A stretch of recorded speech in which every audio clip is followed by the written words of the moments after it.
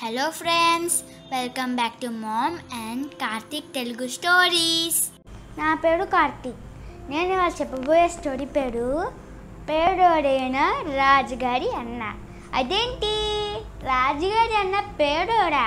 అలా జరిగి ఆడితే లేదే అనుకున్నాడా? అలా అనుకోకండి. ఈ స్టోరీ చూసాక మీకే నవ్వు వస్తుంది. నేను ఈ స్టోరీ మా అమ్మ వింటున్నప్పుడు నాకు చాలా నవ్వు వచ్చింది తెలుసా. మరి మీరు కూడా ఈ స్టోరీ వినొద్దా అనుకుంటున్నారా? చెప్పేస్తాను ఆగండి అని. అలా ఒకరోజు ఒక రాజు ఉన్నాడు. ఆ రాజు చాలా తెలివైనడు.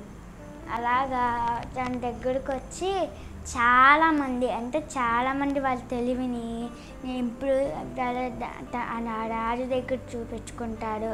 అలా ఏమవుద్ది, అలా చూపించుకుంటూ ఆ రాజుగారికి నచ్చిందనుకో వాళ్ళకి డబ్బులు ఇచ్చి పంపించేస్తాడు. అలా చేస్తాడు మన పాతకాలపు రాజులు. ఇప్పుడు ఎవరికి రాజులు ఉండడు. ఒకప్పుడు ఉండేవాళ్ళు రాజులు. అలా రాజులు ఉండేవాళ్ళు కాబట్టి మన దేశం చాలా గొప్పదైంది ఒకప్పుడు. సరే, స్టోరీని కంటిన్యూ చేద్దాం. అప్పుడు ఏమైంది, అలా అందరూ ఒకరోజు ఒక బెగ్గర్ అంటే అడుక్కు తినేవాడు, అంటే రోడ్డు మీద. ఆయన ఇంతకుముందు నేను ఇది చెప్పను మీకు, స్టోరీ లాస్ట్కి వచ్చేసరికి మీకు చెప్తాను, ఓకేనా? ఆయన అలా ఆ బెగ్గర్ అక్కడికి వచ్చాడు. అప్పుడు సైనికులు ఆపేశాడంటే అక్కడ ఇలా స్టిక్ పట్టుకుని, అంటే కట్టిలాగా ఒకటి ఉంటుంది, అది ఒకటి పట్టుకుని నుంచుంటాడు. అప్పుడు అది పట్టుకుని ఆపేశాడు ఇలా పెట్టుకుని.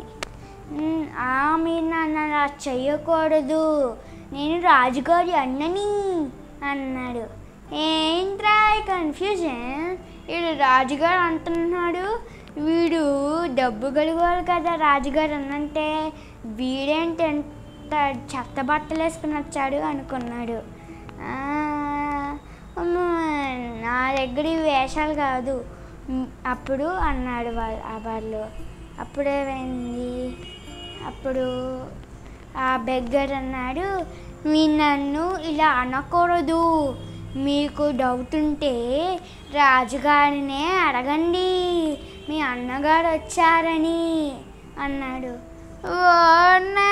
వీడే కన్ఫ్యూజన్ రా అనుకుని రాజుగారికి వెళ్ళి చెప్పాడు. ఏంటి నాకన్నా?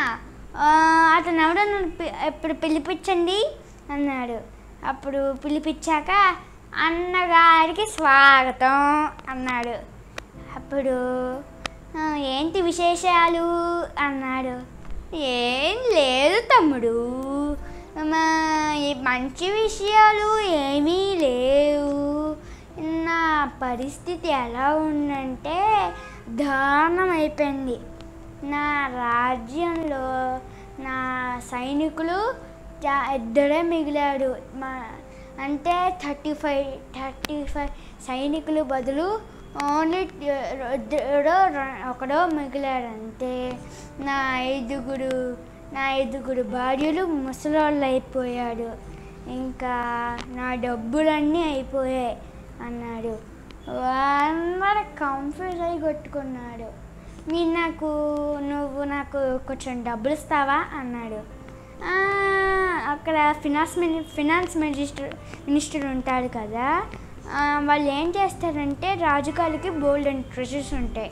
ఆ ట్రెజర్స్ అన్నీ వీళ్ళు లెక్క చేసుకుంటారు రోజు. ఆ ఫినాన్స్ మినిస్టర్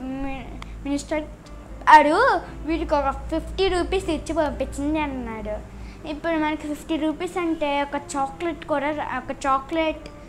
చాక్లెట్ బాక్స్ కూడా రాదు మనకి, అంత చీప్. ఒకప్పుడు 50 రూపీస్ అంటే ఒకరోజు తిండి గడిచేది. అంటే ఇక్కడ నేను అంత క్లారిటీగా చెప్పలేను, నాకు తెలియదు ఎలా ఉండేదో, కానీ 50 రూపీస్ అంటే చాలా పెద్దది. 50 రూపీసే నా తమ్ముడు అన్నాడు. 50 అన్నయ్య, నా దగ్గర ఎంతగానే ట్రెజర్స్ అయిపోయాయి, నా దగ్గర ఖాళీ అయిపోయాయి, ఆవిరైపోయాయి, అందుకే 50 రూపీస్ ఇస్తున్నా. తమ్ముడు వెనకాల వచ్చావనుకో 7 అంటే 7 సముద్రాలు దాటాక బంగారు ఇసుకుంది. దాంతో నీ ట్రెజర్ రూమ్ని నింపుకో అన్నాడు. అది మరి 7 సముద్రాలు అంటున్నావు కదా, వాటిని ఎలా దాటడం అన్నాడు. ఓ తమ్ముడు, నువ్వు నా కాళ్ళ మ్యాజిక్ని చూసే ఉంటావు. నేను రాగానే నీ ట్రెజర్ అంతా మాయమైపోయింది. మరి నేను అక్కడ కాలు కట్టగానే అక్కడ నీళ్ళంతా మాయమైపోద్ది అన్నాడు. అవునా, సరే ఫినాన్స్ మినిస్టర్ ఒకసారి ఇలా రా అన్నాడు. ఏంటి ప్రభు అన్నాడు. వీడికి ఎంత కావాలంటే అంత పంపించింది. వీడికి అనలేదు, మా అందం కాడికి ఎంత కావాలంటే అంత పంపించండి అన్నాడు. డబ్బులు సరే ప్రభు అని ఎంత కావాలంటే అంత డబ్బులు ఇచ్చి పంపించేశాడు. అప్పుడు వెళ్ళాక ఒక మినిస్టర్ అన్నాడు, ప్రభు నాకు అసలు ఏమీ అర్థం కాలేదు. మా రాజ్యం అంటున్నాడు, పేదోళ్ళగా వచ్చాడు. సర్లే అదంతా ఓకే, కానీ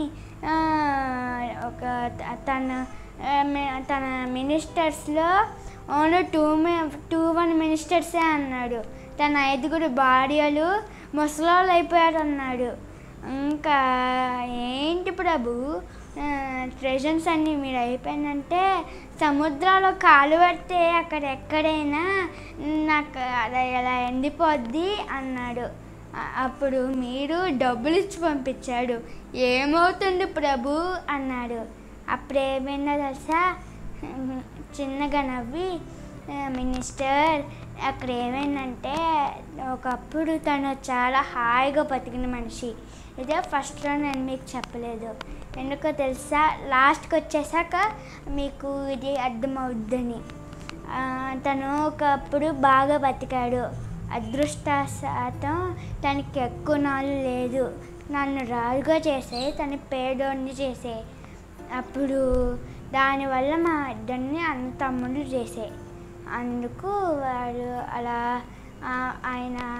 ముసలి తాత ఆయన ఏం చేశాడు, అలా అదృష్టశాతం లేదు ఆయన దగ్గర. అందుకే అలా పేదోడులాగా అలా పేదోడైపోయాడు. అప్పుడు నా దగ్గరికి వచ్చాడు. తన సైనికులంటే తన టీత్ మినిస్టర్స్, తన టీత్ అని చెప్పాడు. తను చెప్పలేదు, ఆ మినిస్టర్స్ తన టీత్ 1-2 ఉన్నాయంటే ఒక 35 టీత్స్లో. అలాగా 5 భార్యలు అంటే తన సెన్స్ ఆర్గన్స్, అంటే 5 సెన్స్ ఆర్గన్స్ ఉంటాయి కదా మనకి. తన సెన్స్ ఆర్గన్స్ మసలైపోయాయి. మరి తను మసలైపోతే మన సెన్స్ ఆర్గన్స్ కూడా మసలైపోతాయి కదా, అది అన్నాడు. తన దగ్గర డబ్బులు నన్ను డబ్బులు అడగమన్నాడు. నేను నా దగ్గర నా ట్రెజర్స్ అన్నీ అయిపోయామంటే తను నాకే తిరిగి సెటర్ వేశాడు.